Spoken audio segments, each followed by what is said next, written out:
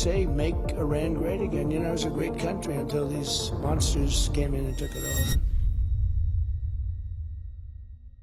It is just after dawn in the Middle East. Missiles slice through the early morning sky. Satellite imagery shows explosions in Tehran. And overnight, one of the most consequential leaders in the modern Middle East, Iran's supreme leader, Ayatollah Ali Khamenei, has been confirmed killed in joint US and Israeli airstrikes. This is not a theory. This is happening. Events are unfolding right now, and the world is watching. To understand the shockwaves this will send across the globe, we need to go back. Before 1979, Iran was a monarchy backed by the West. The Islamic Revolution changed everything, toppling the Shah and replacing him with a new theocratic state. And when Ayatollah Ruhollah Khamenei died in 1989, Khamenei took over. He held absolute power, religious, military, political, for over 36 years. Under him, Iran expanded its missile arsenal, sponsored militant groups like the Hezbollah and the Houthis, and pursued nuclear capabilities that brought it to the brink of confrontation with the US and Israel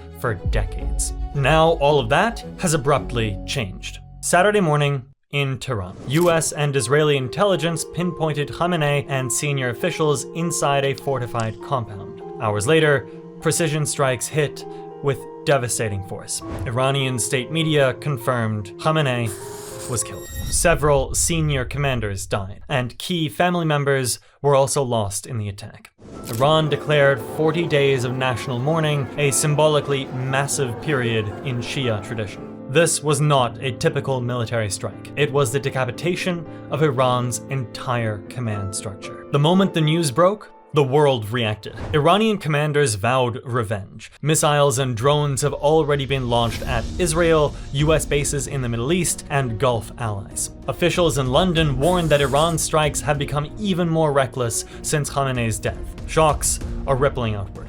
Oil markets spiked on supply fears, international diplomatic tensions soared, NATO and regional defense networks shifted to high alert. This isn't just military escalation, it's regional chaos in motion. With the supreme leader gone, Iran's constitution kicks in. An interim leadership council has taken charge, including the president, the judiciary head, and senior clerics. But analysts are warning us that the succession process is uncertain. Factions within Iran's elite could clash, and the danger of further escalation remains high. This isn't a conflict confined to one region. Here's what's already being felt around the world. Energy markets are jittery. The Strait of Hormuz remains vulnerable. World leaders are urging restraint, but tensions are rising. Military forces across the Middle East have been placed on heightened alert. And back home, political debates are igniting over whether the strikes were justified, how far the US will go, and what the cost will be in human lives.